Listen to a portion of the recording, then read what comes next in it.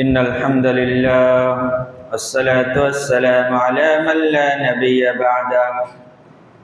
أما بعد فإن خير الحديث كتاب الله وخير الهدي هدي محمد صلى الله عليه وسلم وشر الأمور محدثاتها وكل محدثة بدعة وكل بدعة ضلالة وكل ضلالة في النار. وقال الله تعالى: أعوذ بالله من الشيطان الرجيم. بسم الله الرحمن الرحيم. يا أيها الناس اعبدوا ربكم الذي خلقكم من نفس واحدة وخلق منها زوجها وبث منهما رجالا كثيرا ونساء واتقوا الله الذي تساءلون به والأرحام إن الله كان عليكم رقيبا. وقال الله تعالى: يا أيها الذين آمنوا اتقوا الله حق تقاته ولا تموتن إلا وأنتم مسلمون.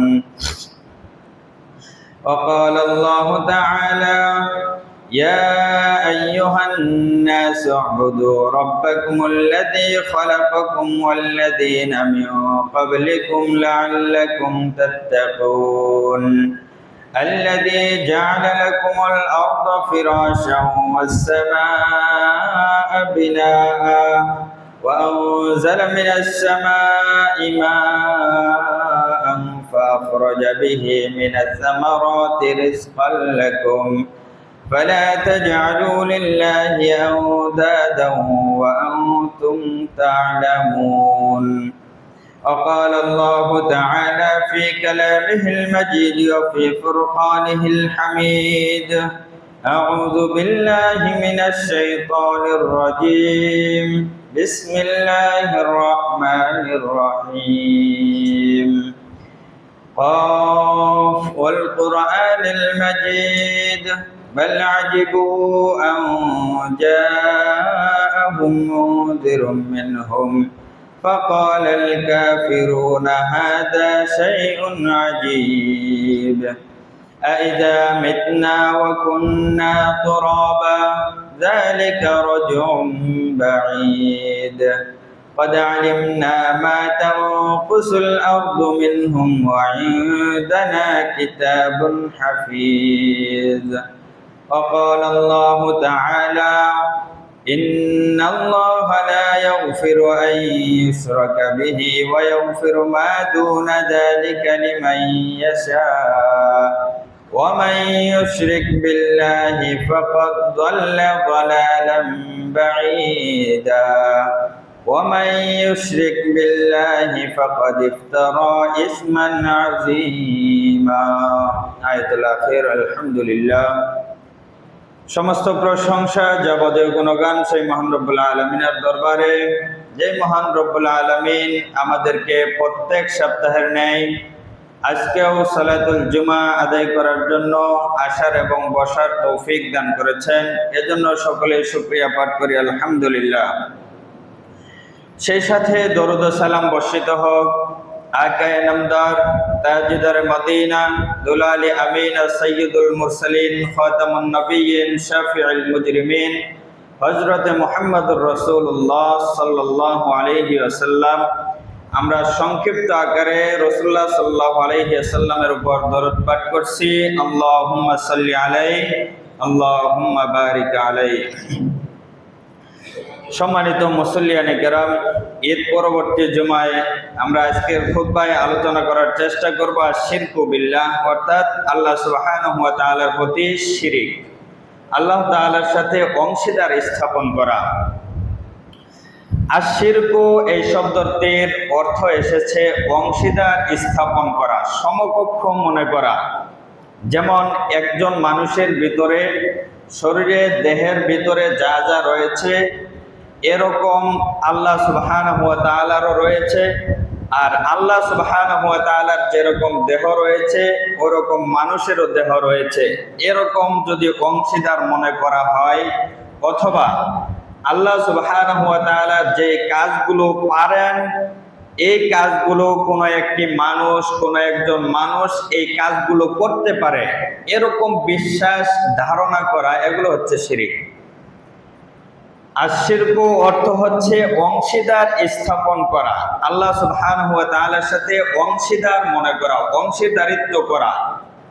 আল্লাহ সুবহানাহু ওয়া তাআলা বৃষ্টি দেন, এটা একজন মানুষ যদি বিশ্বাস করে যে আল্লাহ সুবহানাহু ওয়া তাআলা বৃষ্টি দেন, এটা অমুক একজন মানুষ, অমুক একজন আউলিয়া অথবা অমুক একজন পীর এটা দিতে পারে, সেই পীরও আল্লাহ সুবহানাহু ওয়া তাআলা যা পারেন সেই পীরও তাই পারে।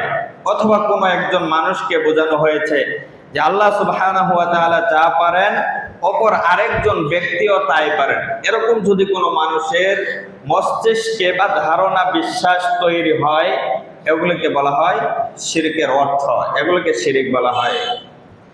আমরা প্রথমে জানব শিরক কোথায় থেকে সূচনা হয়েছে। শিরক বিভিন্ন প্রকারের শিরক রয়েছে, তার ভিতরে এক নাম্বার যে শিরকের প্রচলন পৃথিবীর জমিনে সর্বপ্রথম সৃষ্টি হয়েছে, সর্বপ্রথম তৈরি হয়েছে, সেটা হচ্ছে নূহ আলাইহিস সালাতু ওয়াস সালামের যুগের যে সম্প্রদায়গুলো ছিল, সেই সম্প্রদায়ের মাধ্যমে এই শিরকের সূচনা হয়েছে। কিভাবে? আল্লাহ সুবহানাহু ওয়া তাআলা সূরা নূহের ভিতরে বলেছেন, 6 জন ব্যক্তির নাম উল্লেখ করেছেন। 6 জন ব্যক্তি খুবই আল্লাহওয়ালা ছিলেন, খুবই দিনদার ছিলেন, আল্লাহর প্রতি বিশ্বাসী ছিলেন, খুবই ভালো মনের মানুষ 6 জন ব্যক্তি ছিলেন। তো এই 6 জন ব্যক্তি যখন বৃদ্ধ বয়সে উপনীত হয়, বৃদ্ধ বয়সে পৌঁছে, তখন এক এক করে এই 6 জন ব্যক্তি মৃত্যুবরণ করলেন। যখন বৃদ্ধ বয়স হয়ে যায় তখন তারা আল্লাহ সুবহানাহু ওয়া তাআলার কাছে চলে গেলেন এবং এক এক করে 6 জন ব্যক্তি মৃত্যুবরণ করলেন। তখন লেবাসধারী শয়তান মানুষ রূপে এসে মানুষকে ধোঁকা দিয়ে মানুষের সাথে আলাপ আলোচনা করে তাদেরকে একটা কথা বললেন। কথাটি হচ্ছে, ওই শয়তান মানুষকে ধোঁকা দিয়ে বলল, এলাকার যারা যারা গণ্যমান্য ব্যক্তি ছিল, বড় বড় নেতাবর্গ ছিল, তাদের সাথে মিটিং মিছিল আলোচনা করলেন যে তোমরা যাদেরকে দেখে, যাদের অনুপ্রেরণা পেয়ে, যাদেরকে অনুসরণ করে তোমরা ইবাদত বন্দেগী আল্লাহ সুবহানাহু ওয়া তাআলার তরে করতে, ওই 6 জন মানুষ তো এক এক করে চলে গেল, এখন তোমরা কাকে দেখে ইবাদত বন্দেগী করবে? তখন শয়তানের কাছ থেকে মানুষ একটা পরামর্শ চাইল যে এটা এখন কি করতে পারি, বা 6 জন মানুষ যে চলে গিয়েছে তাদেরকে অনুসরণ করে, তাদেরকে মনে করে আমরা কিভাবে ইবাদত করতে পারি আল্লাহ সুবহানাহু ওয়া তাআলার, এরকম একটা জিনিস আমাদেরকে দেখান।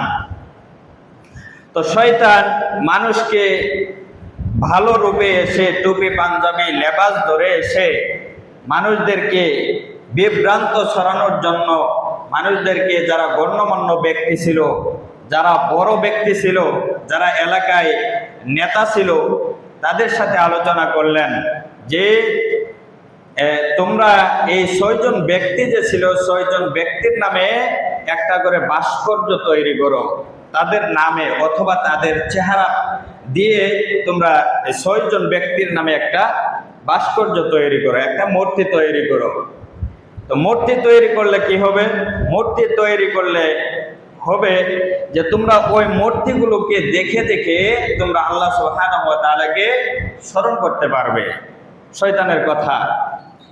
তো এলাকার যত গণ্যমান্য ব্যক্তি ছিল তারা সকলেই একমত পোষণ করে সেই শয়তানের কথায় 6 জন ব্যক্তির মূর্তি স্থাপন করলো।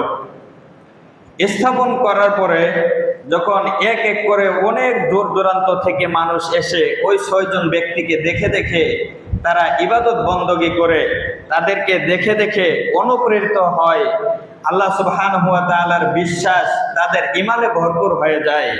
তাদেরকে দেখে তারা কিভাবে আল্লাহ সুবহানাহু ওয়া তাআলার ইবাদত করত, এরকম দেখে দেখে তারাও ইবাদত করত। অনেক দূর দূরান্ত থেকে যত মানুষজন আছে, সকল মানুষ এসে এসে ওই একটা জায়গায় তাদেরকে রাখা হতো। ওই সময় দেখে দেখে তাদেরকে দেখে দেখে আল্লাহ সুবহানাহু ওয়া তাআলা ইবাদত করা হতো। তো এক পর্যায়ে যখন মানুষ এরকম করছে যে তাদেরকে দেখে দেখে ইবাদত করছে, এক পর্যায়ে শয়তান আবারও আসছে মানুষদের কাছে। এলাকার যত গণ্যমান্য ব্যক্তি আছে তাদেরকে বলতেছে যে তোমরা যেহেতু দূর দূরান্ত থেকে আসো, আসার সময় তোমাদের সময় অপচয় হয়, তোমাদের জার্নিংয়ে অনেক কষ্ট হয়। তো তাদের কাছে আবার পরামর্শ চাইলেন যে আমরা এখন কি করতে পারি। তো শয়তান আবারও পরামর্শ দিল যে তোমরা এই ৬০ জন ব্যক্তির যে মূর্তি রয়েছে, এই মূর্তিগুলোকে তোমরা এত দূরে না রেখে তোমাদের এলাকাতে স্থাপন করো। প্রত্যেকটা এলাকায় ৬ জন ব্যক্তি স্থাপন করা হোক, ৬ জন ব্যক্তির নামে ভাস্কর্য তৈরি করা হোক, যাতে এলাকার মানুষ দেখে দেখে ওগুলোকে আল্লাহর ইবাদত করতে পারে। তো লোকজন আস্তে আস্তে ধাবিত হচ্ছে বিভ্রান্তির দিকে। লোকজন এরকম বিশ্বাস করে প্রতিটা এলাকায় এরকম ৬ জন ব্যক্তির নামে মূর্তি স্থাপন করলেন। মূর্তি স্থাপন করলে এখনো তাদের ভালো যে আল্লাহর বিশ্বাস এখনো তাদের মনে রয়েছে। তো এলাকাতে এলাকাতে যখন মূর্তি স্থাপন করলেন, করার পর তখন আর দূর দূরান্তে যেতে হয় না, কাছেই এলাকার ভেতরেই যে মূর্তিগুলো আছে তাদেরকে দেখেই আল্লাহ সুবহানাহু ওয়া তাআলার প্রতি যে ইবাদতগুলো, যে বিশ্বাসগুলো, এগুলো তারা অর্জন করতে পারে এবং কি তাদের ঈমান বৃদ্ধি হয়। তো এমতো অবস্থায় এরকম চলতে চলতে আরেক সময় আবারও আসছে শয়তান। আসার পর এলাকার মানুষদেরকে বললেন যে তোমাদের সময় নষ্ট করে ওই এলাকার ভিতরে একটা মূর্তি, ৬ জনের এক জায়গায় এক মূর্তি, তোমরা এরকম না করে তোমাদের ঘরে ঘরে স্থাপন করো। তো প্রত্যেক ঘরে ঘরে এরকম কৌশল অনুযায়ী শয়তানে মানুষদেরকে বিভ্রান্ত করলেন এবং কি প্রত্যেক ঘরে ঘরে মূর্তি স্থাপন করার আদেশ করলেন। লোকজন তাই মনে করলো যে এটা তো আসলেও ভালো কথা, কারণ তাদেরকে দেখে আমরা অনুপ্রেরিত হই এবং কি তাদেরকে দেখে আল্লাহকে স্মরণ করতে পারি। এটা তো একটা ঘরে থাকলেও আমাদের তো কোনো সমস্যা নেই, তো আমরা ঘরেই আমরা ইবাদত করতে পারি। তো এরকম প্রত্যেক ঘরে ঘরে ওই ৬ জন ব্যক্তির মূর্তি স্থাপন করা হলো। স্থাপন করার পরে শয়তান আবারও কিছুদিন পরে আসলেন। আসার পর মানুষদেরকে তাদের যখন ওই ৬ জন ব্যক্তিদেরকে দেখে দেখে তারা ইবাদত করতে থাকে, তাদের তো এখন বৃদ্ধ বয়স হয়েছে। তো যখন তাদের সামনে অর্থাৎ মূর্তিদের সামনে বসে বসে ইবাদত করে, তখন তাদের যে সন্তানাদি রয়েছে, তার নাতিপতি রয়েছে, এগুলো দেখে যে আমাদের বাবা এই ৬ জন মূর্তির সামনে কি করতেছে, ইবাদত করতেছে। আবার তার নাতি নাতনি যেগুলো রয়েছে এগুলোও দেখে যে আমাদের দাদা নানা দাদি নানি এগুলো সবাই কি করছে, মূর্তিগুলোকে সামনে রেখে তারা ইবাদত করতেছে। তো এরকম দেখে দেখে ওই প্রজন্ম যখন চলে গেল, ওই প্রজন্ম যখন আস্তে আস্তে শেষ হয়ে গেল, তখন পরবর্তী প্রজন্মগুলো মনে করছে যে আমাদের দাদা নানারা তো এরকম ইবাদতই করতো, মূর্তিদেরকে সামনে নিয়ে, মূর্তিদেরকে সামনে রেখেই তো ইবাদতগুলো করতো একমাত্র আল্লাহ সুবহানাহু ওয়া তাআলার সন্তুষ্টির জন্য। তো ওই পরবর্তী প্রজন্মগুলো মনে করলো তাদের দাদা নানা যে আল্লাহর ইবাদত করেছে এটা তো তারা জানে না। তাদের দাদা নানা যেগুলো রয়েছে, মুরব্বীগুলো যেগুলো রয়েছে, এগুলো আল্লাহ সুবহানাহু ওয়া তাআলার ইবাদত করতো ওই মূর্তিগুলোকে দেখে দেখে। কিন্তু পরবর্তী প্রজন্ম মনে করছে যে এটা সেই মূর্তিগুলোর ইবাদত করছে। তখন পরবর্তী প্রজন্ম থেকে প্রজন্ম চালু হয়েছে, ওখান থেকে শিরকের সূচনা। ওখান থেকে এই পর্যন্ত এখনো পর্যন্ত বর্তমান যে প্রজন্ম রয়েছে, এখনো পর্যন্ত একদল কিছু মানুষ রয়েছে এখনো পর্যন্ত মূর্তিগুলোর ইবাদত করে থাকে। এটা হচ্ছে সর্বপ্রথম শিরকের সূচনা। এটার থেকে আরো অনেকগুলো শিরিকের সূচনা ঘটিত হয়েছে, অনেক শিরিক রয়েছে, সেগুলো আমরা আলোচনা করার চেষ্টা করব। তো সবচেয়ে বড় শিরিক হচ্ছে পৃথিবীতে যত ধরনের পাপ রয়েছে সমস্ত পাপের এক নাম্বার বিষয় হচ্ছে, সমস্ত পাপের যে কঠিন শাস্তি হচ্ছে এটা হচ্ছে শিরিক। শিরিকের যে পাপ রয়েছে এটার সবচাইতে বেশি কঠিন হবে। শিরিকের ভয়াবহতার ব্যাপারে দু একটি কথা না বললেই নয়। আমি খুতবার ভিতরে আলোচনা তেলাওয়াত করেছি, আল্লাহ সুবহানাহু ওয়া তাআলা 5 নম্বর পারায় একটি আয়াত নাযিল করেছেন, ইন্নাল্লাহা লা ইয়াগফিরু আন ইউশরাকা বিহি ওয়া ইয়াগফিরু মা দুনা যালিকা লিমান ইয়াশা ওয়া মান ইউশরিক বিল্লাহি ফাকাদ দাল্লা দালালান বাঈদা। এখানে আল্লাহ সুবহানাহু ওয়া তাআলা বলেছেন, নিশ্চয় যারা শিরিক করবে আল্লাহ সুবহানাহু ওয়া তাআলা তার গুনাহসমূহকে কখনো ক্ষমা করবেন না যদি তওবা না করা হয়। ফাকাদ দাল্লা দালালান বাঈদা, আর সে ব্যক্তি অত্যন্ত সুস্পষ্ট পথভ্রষ্টতার মধ্যে রয়েছে।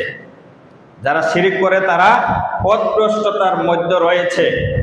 আরেকটি আয়াত আপনাদেরকে শোনাই, 5 নম্বর পারার ভিতরে রয়েছে, ইন্নাল্লাহা লা ইয়াগফিরু আন ইউশরাকা বিহি ওয়া ইয়াগফিরু মা দুনা যালিকা লিমান ইয়াশা। এই আয়াত একই। আল্লাহ সুবহানাহু ওয়া তাআলা এই আয়াতের ভিতরেও আল্লাহ সুবহানাহু ওয়া তাআলা বলেছেন, যারা শিরিক করবে তাদের কোনো ক্ষমা নেই। যদি তাদের কোনো ছোট ছোট গুনাহ থাকে আল্লাহ সুবহানাহু ওয়া তাআলা যদি চায় তাহলে তাদেরকে ওই গুনাহগুলো ক্ষমা করে দিতে পারেন, কিন্তু শিরিক গুনাহ ব্যতীত শিরিক গুনাহগুলো আল্লাহ সুবহানাহু ওয়া তাআলা ক্ষমা করবেন না।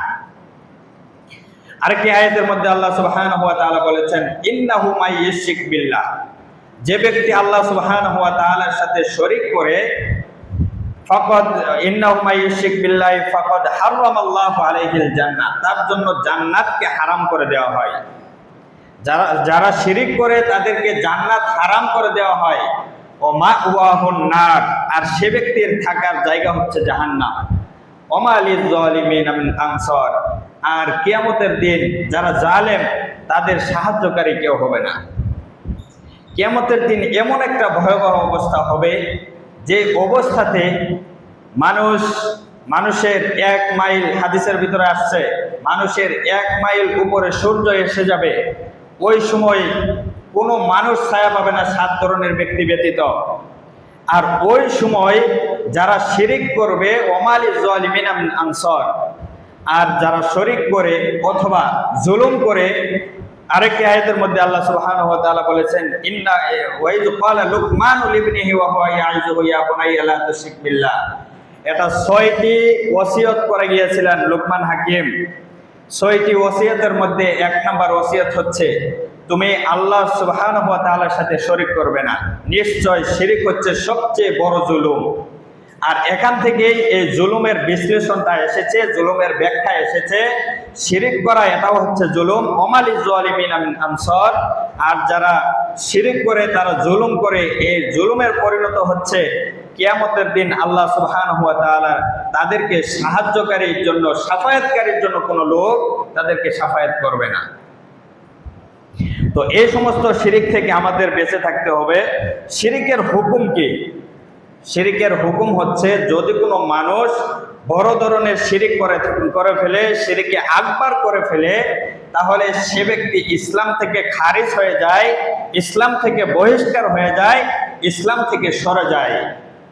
অতএব ওই সমস্ত ব্যক্তিদেরকে যারা বড় ধরনের শিরিক করে, তারা তওবা না করা পর্যন্ত ইসলামের পরিপূর্ণ ঈমানদার নয়, সে ব্যক্তি মুসলিমের নাম থেকে কাটা পড়ে যাবে। তাহলে আজ আমাদেরকে চিন্তা ভাবনা করতে হবে, শিরিকের যে প্রচলন রয়েছে, শিরিক শুধু ওই মূর্তি পূজায় শিরিক নয়, আরো আমি কয়েকটি আলোচনা করার চেষ্টা করব যে শিরিক কি কি। এই শিরিকগুলো নিয়ে এই সমস্ত যে বিষয়গুলো রয়েছে, শিরিকের যে বিষয়গুলো রয়েছে, এগুলো থেকে আমাদেরকে বিরত থাকার তৌফিক দান করুন। সকলে বলেন আমিন। তাহলে শিরিকে আকবারের হুকুম হচ্ছে, যদি কোনো মানুষ শিরিক করে থাকে তাহলে ওই ব্যক্তি মুসলিম থেকে কাটা পড়ে যায়, মুসলিম থেকে সরে যায়, অর্থাৎ বেদিন হয়ে যায়। আর ওই সমস্ত ব্যক্তি যদি কালিমা না পড়ে মৃত্যুবরণ করে, তাহলে সে ব্যক্তি জাহান্নামে প্রবেশ করবে। ইন্নাহু মাই ইউশরিক বিল্লাহ, এই দলিলের ভিত্তিতে। আল্লাহ সুবহানাহু ওয়া তাআলা আমাদেরকে এই সমস্ত বিষয় বুঝে শুনে এই সমস্ত বিষয় থেকে বিরত থাকার তৌফিক দান করুন। সকলে বলেন আমিন। এক নাম্বার শিরক হচ্ছে আল্লাহ সুবহানাহু ওয়া তাআলার সাথে অংশীদার স্থাপন করা। আল্লাহ সুবহানাহু ওয়া তাআলা বলেছেন সূরা ইউসুফ 12 নম্বর সূরার 40 নম্বর আয়াত, ইনিল হুকমু ইল্লা লিল্লাহ আমারু আল্লা তা'বুদু ইল্লা ইয়্যা। ফয়সালা একমাত্র আল্লাহ সুবহানাহু ওয়া তাআলাই করেছেন এবং কি আমারু আল্লা তা'বুদু ইল্লা ইয়্যা, তিনি আদেশ দিয়েছেন যে তোমরা শুধুমাত্র আল্লাহ সুবহানাহু ওয়া তাআলার ইবাদত করবে। এখন যদি কোনো মানুষ আল্লাহ সুবহানাহু ওয়া তাআলাকে বাদ দিয়ে অন্য কোনো ব্যক্তির নামে অথবা অন্য কোনো মাজারের নামে অথবা অন্য কোনো পশুর নামে, অর্থাৎ আল্লাহকে বাদ দিয়ে যে প্রাণী রয়েছে, যে পশু রয়েছে, ওগুলোর যদি ইবাদত করে থাকে, তাহলে এই আয়াতের ভিত্তিতে সে ব্যক্তি শিরক করে ফেলবে। অর্থাৎ আল্লাহ সুবহানাহু ওয়া তাআলার সাথে কোনো ব্যক্তিকে অথবা কোনো প্রাণীকে অথবা কোনো বস্তুকে যদি অংশীদার মনে করে, তাহলে সে ব্যক্তি শিরক করে। আল্লাহ সুবহানাহু ওয়া তাআলা সূরা নাহল 16 নম্বর সূরার 37 নম্বর আয়াতের মধ্যে উল্লেখ করেছেন, ওয়ালাকাদ বা'আসনা ফি কুল্লি উম্মাতির রাসূল আন ই'বুদুল্লাহা ওয়াজতানিবুত তাগুত। আমি প্রত্যেকটা জাতির মাঝে, এখানে জাতি কাকে বোঝানো হয়েছে? আদম আলাইহিস সালাম থেকে মুহাম্মদ সাল্লাল্লাহু আলাইহি ওয়াসাল্লাম পর্যন্ত যতগুলো যুগ এসেছে, অর্থাৎ যতগুলো নবী রাসূল এসেছিলেন, সমস্ত নবী এবং রাসূলদেরকে একটা বার্তা দিয়েছিলেন, দুটি বার্তা দিয়েছিলেন। এক নাম্বার আনিয়াবুদুল্লাহ, তোমরা একমাত্র আল্লাহ সুবহানাহু ওয়া তাআলার ইবাদত করবে। একমাত্র ইবাদত কার করতে হবে? আল্লাহ সুবহানাহু ওয়া তাআলার। আনিয়াবুদুল্লাহ ওয়াজতানিবুত তাগুত, এবং কি তাগুতকে বর্জন করতে হবে। দুই নাম্বার, এক নাম্বার আল্লাহ সুবহানাহু ওয়া তাআলাকে ইবাদত করতে হবে, আল্লাহ সুবহানাহু ওয়া তাআলার ইবাদত করতে হবে। দুই নাম্বার বিষয় হচ্ছে ওয়াজতানিবুত তাগুত, তাগুত থেকে দূরে থাকতে হবে, তাগুত থেকে বর্জন করতে হবে, তাগুতকে বর্জন করতে হবে। তারপর আসেন ওয়াকাদা রাব্বুকা আল্লা তা'বুদু ইল্লা ইয়্যা, সূরা আল ইসরা, অর্থাৎ বনি ইসরাঈল 17 নম্বর সূরার 23 নম্বর আয়াতের মধ্যে আল্লাহ সুবহানাহু ওয়া তাআলা বলেছেন ওয়াকাদা রাব্বুকা আল্লা তা'বুদু ইল্লা ইয়্যা। আল্লাহ সুবহানাহু ওয়া তাআলা নির্দেশ দিয়েছেন। কি নির্দেশ দিলেন? আল্লাহ সুবহানাহু ওয়া তাআলা নির্দেশ দিয়েছেন যে ইল্লা ইয়্যাহু, আল্লাহ তা'বুদু ইল্লা ইয়্যাহু, তোমরা কেবলমাত্র আল্লাহ সুবহানাহু ওয়া তাআলার ইবাদত করবে। অতএব এই সমস্ত আয়াত থেকে আমরা বুঝতে পারি, যদি কোনো মানুষ আল্লাহ সুবহানাহু ওয়া তাআলাকে ইবাদত বাদ দিয়ে, আল্লাহ সুবহানাহু ওয়া তাআলার ইবাদত বাদ দিয়ে যদি অন্য কোনো মানুষের, অন্য কোনো জিনিসের ইবাদতে লিপ্ত হয়ে যায়, এটা ভালো হোক অথবা মন্দ হোক, আল্লাহ সুবহানাহু ওয়া তাআলাকে বাদ দিয়ে অন্য কারোর নামে, অন্য কোনো মানুষের নামে ইবাদত করে, তাহলে সে ব্যক্তি শিরকে লিপ্ত হবে। দুই নাম্বার বিষয় হচ্ছে আল্লাহ রাসূল সাল্লাল্লাহু আলাইহি ওয়াসাল্লাম বলেছেন ইদা সালতা ফাসালিল্লাহ ওয়া ইদা ইসতাআনতা ফাস্তাইন বিল্লাহ। এই হাদিসের ভিতরে রাসূলুল্লাহ সাল্লাল্লাহু আলাইহি ওয়াসাল্লাম ইরশাদ করেছেন, যদি তোমরা চাও তবে আল্লাহ সুবহানাহু ওয়া তাআলার কাছে চাও। ওয়া ইদা ইসতাআনতা ফাস্তাইন বিল্লাহ, যদি তোমরা কারো কাছে যদি তোমাদের সাহায্যের প্রয়োজন হয়, তাহলে আল্লাহ সুবহানাহু ওয়া তাআলার কাছে সাহায্য প্রার্থনা করো। তবে এখান থেকে আমরা বুঝতে পারি, যদি কোনো মানুষের সন্তান না হয়, দৌড়ে যায় পীরের কাছে। যদি কোনো মানুষের একটা বিপদ চলে আসে, দৌড়ে যায় মাজারের কাছে। এই সমস্ত বিষয় যেটা আল্লাহ, আমি আগেই বলেছি, যেটা আল্লাহ সুবহানাহু ওয়া তাআলা পারে, এটা যদি অন্য মানুষও পারে, এরকম যদি বিশ্বাস দেন, ধারণা করেন, তাহলে সেটা হবে শিরক। তো এই হাদিস থেকে আমরা বুঝি যে আল্লাহ সুবহানাহু ওয়া তাআলার কাছে সাহায্য চাইতে হবে, এবং কি যদি আল্লাহ সুবহানাহু ওয়া তাআলার কাছ থেকে সাহায্য না চেয়ে যদি অন্য কোথাও সাহায্য চাই, তাহলে সেটা হবে শিরকের অন্তর্ভুক্ত, সেটা হবে শিরক। দুই নাম্বার বিষয় হচ্ছে আল্লাহ সুবহানাহু ওয়া তাআলা ব্যতীত অন্য কেউ হেদায়েতের মালিক মনে করা, যে আল্লাহ সুবহানাহু ওয়া তাআলাও হেদায়েত দিতে পারেন এবং কি অন্য কোনো মানুষও হেদায়েত দিতে পারেন। এই সমস্ত বিষয় যদি কেউ ধ্যান ধারণা করে বিশ্বাস করে, তাহলে সে ব্যক্তি শিরকের অন্তর্ভুক্ত হবে। আল্লাহ সুবহানাহু ওয়া তাআলা সূরা বাকারা 213 নম্বর আয়াতের মধ্যে বলেছেন, আল্লাহু ইয়াহদি মান ইয়াশাউ ইলা সিরাতিন মুস্তাকিম। আল্লাহ সুবহানাহু ওয়া তাআলা যাকে ইচ্ছা করেন তাকে সরল সঠিক পথ প্রদর্শন করেন। এই সমস্ত বিষয় যে এই আয়াত দ্বারা আমরা, এই আয়াতের ব্যাখ্যায় রয়েছে যে রাসূলুল্লাহ সাল্লাল্লাহু আলাইহি ওয়াসাল্লাম যখন মক্কা থেকে মদিনায় হিজরত করলেন, তার আগে যখন ইসলামকে আল্লাহ সুবহানাহু ওয়া তাআলা প্রচার করতে বললেন, ওই সময় আরবের একটা নিয়ম ছিল। নিয়মটা হচ্ছে যে একজন মানুষ যখন কোনো এলান করবে, যখন কোনো বার্তা দিবে, তখন একটা পাহাড়ের উপরে উঠে তখন এলান করতে থাকবে। সমস্ত মানুষ যখন একত্র হবে, জড়ো হয়ে যাবে, তখন সমস্ত মানুষের মাঝে এই তার যে এলান রয়েছে, তার যে ঘোষণাটি রয়েছে, সেটা প্রেরণ করবে। তো ওই সময় 3 বছর যখন ইসলামকে গোপনীয়তার সাথে ইসলামকে প্রচার করা হতো, তখন আল্লাহ সুবহানাহু ওয়া তাআলা বললেন, এখন আর গোপনে ইসলাম প্রচার করা যাবে না, এখন প্রকাশ্যে প্রচার করতে হবে। তখন রাসূলুল্লাহ সাল্লাল্লাহু আলাইহি ওয়াসাল্লাম সেই ফজরের পরে পাহাড়ের উপরে উঠলেন। ওঠার পরে ওই সমস্ত গোত্রের যারা বড় বড় নেতা ছিল, সমস্ত নেতাদেরকে নাম ধরে ধরে, অথবা যে গোত্রগুলো রয়েছে সেই গোত্রগুলোর নাম ধরে ধরে রাসূলুল্লাহ সাল্লাল্লাহু আলাইহি ওয়াসাল্লাম ডাক দিলেন। এতে মানুষ এমন বিভ্রান্ত হলো যে আমরা যাকে আল-আমিন নামে উপাধি দিয়েছি, সে ব্যক্তি আমাদেরকে ডেকেছেন। তো যদি কোনো মানুষ, যদি কোনো ওই গোত্রের সর্দাররা যদি নাও যেতে পারত, তারপরে তাদের যে গোলাম রয়েছে তাদেরকে পাঠিয়ে দিত, যাও শুনে আসো মুহাম্মদ সাল্লাল্লাহু আলাইহি ওয়াসাল্লাম কি বলে। এরকম অনেকজন লোক এক জায়গায় পাহাড়ের উপরে প্রতিষ্ঠিত হলো, পাহাড়ের উপরে জমা হয়ে গেল। তখন রাসূলুল্লাহ সাল্লাল্লাহু আলাইহি ওয়াসাল্লাম একটি ঘোষণা দিলেন। ঘোষণাটি হচ্ছে, মানুষদেরকে, কাফেরদেরকে বললেন যে তোমাদেরকে যদি এখন বলি যে এই পাহাড়ের নিচে অথবা এক কোণায় একদল সৈন্য দাঁড়িয়ে রয়েছে তোমাদেরকে মারার জন্য, তাহলে কি তোমরা বিশ্বাস করবে? তখন সকলেই এক বাক্যে বলে উঠলো, হ্যাঁ অবশ্যই আমরা বিশ্বাস করব। তো বিশ্বাস করব বলেই তো তোমাকে আল-আমিন নামে উপাধি দিয়েছি, তো বিশ্বাস করবে। তখন রাসূলুল্লাহ সাল্লাল্লাহু আলাইহি ওয়াসাল্লাম পরবর্তী যে দাওয়াত রয়েছে সেই দাওয়াতটি দিলেন, লা ইলাহা ইল্লাল্লাহ।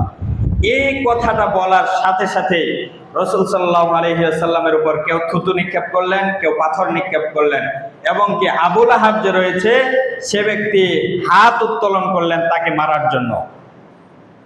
যখন হাত উত্তোলন করলেন, আল্লাহ সুবহানাহু ওয়া তাআলা একটি আয়াত নাযিল করলেন, তাব্বাত ইয়াদা আবি লাহাবি ওয়া তাব, ধ্বংস হোক আবু লাহাবের 2 হাত।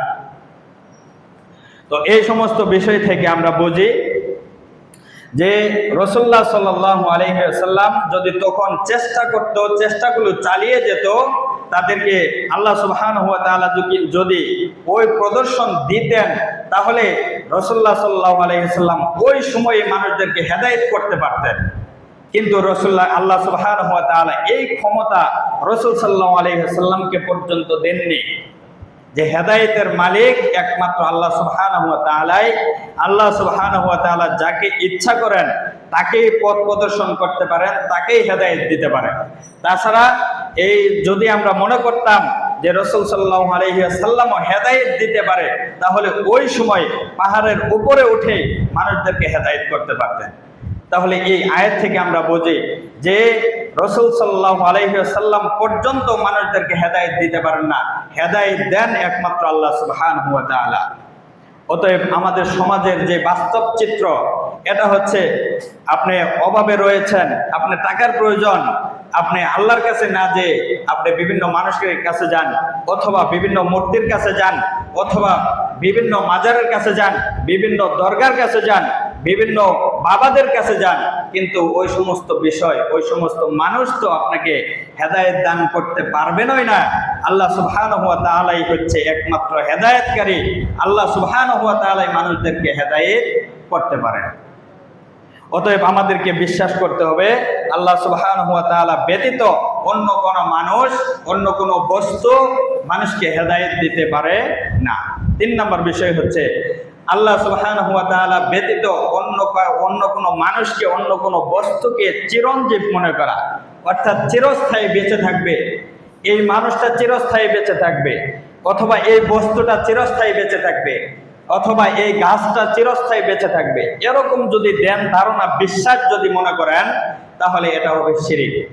কারণ আল্লাহ সুবহানাহু ওয়া তাআলা আয়াতুল কুরসি, আমরা যেটাকে মনে করি আয়াতুল কুরসি, এর শুরুতেই বলেছেন আল্লাহু লা ইলাহা ইল্লা হুয়াল হাইয়ুল কাইয়্যুম, আল্লাহ সুবহানাহু ওয়া তাআলা ব্যতীত সত্য কোনো মাবুদ নেই এবং কি তিনি চিরঞ্জীব।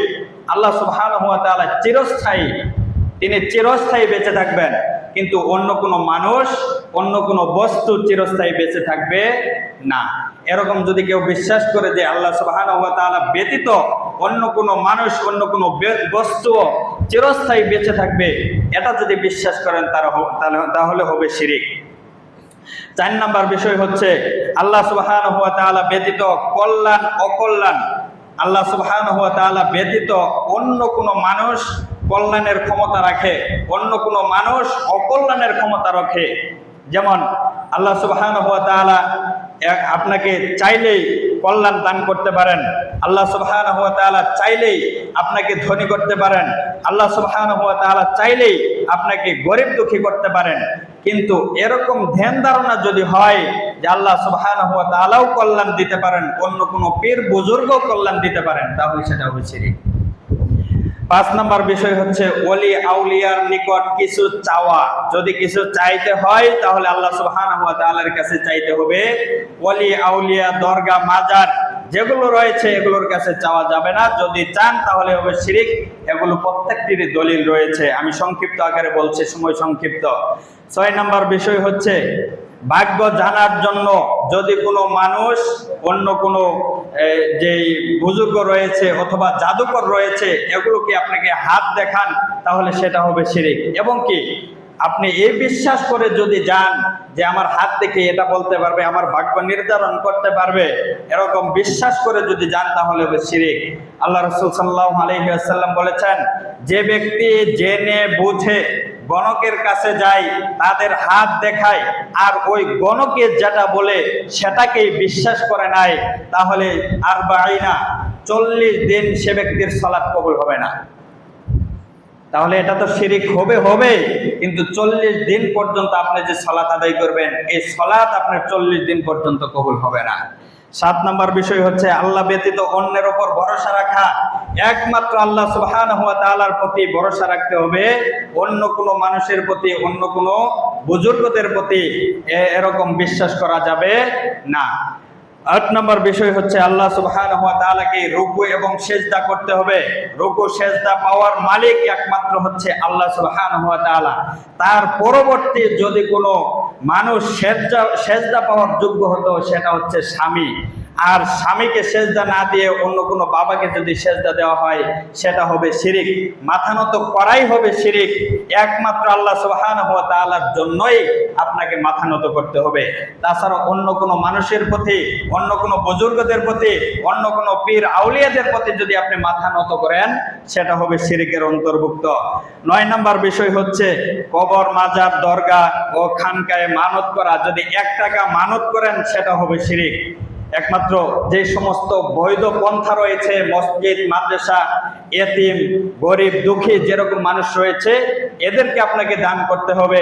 যদি ওই মাজার টাজারে যেগুলো যদি আপনি দান করেন তাহলে সেটা হবে শিরক। 10 নম্বর বিষয় হচ্ছে, 10 নম্বর আমরা যে প্রথমে ঘটনাটা বলেছিলাম, মূর্তির সাথে সম্পৃক্ত রাখা, মূর্তিকে ইবাদত করা, মূর্তিকে সামনে রেখে তাদেরকে পূজা করা, এরকম যদি কেউ করে থাকে তাহলে সেটা হবে শিরক।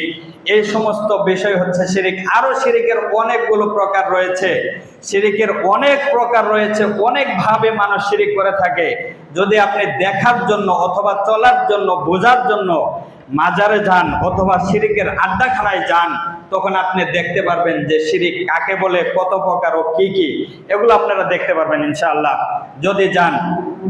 তবে এগুলো যদি আপনি দেখতে যান, সেটাকে মানার জন্য না, আপনি নিজের অভিজ্ঞতা অর্জন করার জন্য দেখতে পারেন, সেটাকে গ্রহণ করার জন্য নয়। আল্লাহ সুবহানাহু ওয়া তাআলা আমাদেরকে এই সমস্ত শিরকগুলো বুঝে শুনে এই শিরক থেকে বিরত থাকার তৌফিক দান করুন। সকলে বলেন আমিন।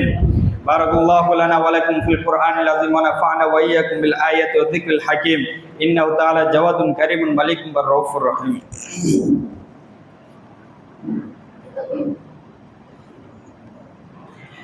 إن الله وملائكته يصلون على النبي يا أيها الذين آمنوا صلوا عليه وسلموا تسليما اللهم صل على محمد وعلى آل محمد كما صليت على إبراهيم وعلى آل إبراهيم إنك حميد مجيد اللهم بارك على محمد وعلى آل محمد كما باركت على إبراهيم وعلى آل إبراهيم إنك حميد مجيد اللهم إني أعوذ بك من عذاب جهنم وأعوذ بك من عذاب القبر وأعوذ بك من فتنة المسيح الدجال وأعوذ بك من فتنة المحيا والممات اللهم إني أعوذ بك من المأسم والمغرم شغل বলেন আমিন। আল্লাহ আমাদের মাঝে যারা অসুস্থ রয়েছে তাদেরকে সুস্থতা দান করে দিন। আমাদের মাঝে যারা অসচ্ছলতা রয়েছে তাদেরকে সচ্ছল হওয়ার তৌফিক দান করুন। আমাদের মাঝে যারা বেকার রয়েছে তাদেরকে চাকরির সুব্যবস্থা করে দিন। আমাদের মাঝে যারা ব্যাপক অসুস্থ রয়েছে তাদেরকে পরিপূর্ণ সুস্থতা দান করুন। আমাদের মাঝে যারা সালাত থেকে বিরত রয়েছে তাদেরকে সালাত করার তৌফিক দান করুন। إن الله يأمركم بالعدل والإحسان وإيتاء ذي القربى وينهى عن الفحشاء والمنكر والبغي يعظكم لعلكم تذكرون فاذكروني أذكركم واشكروا لي ولا تكفرون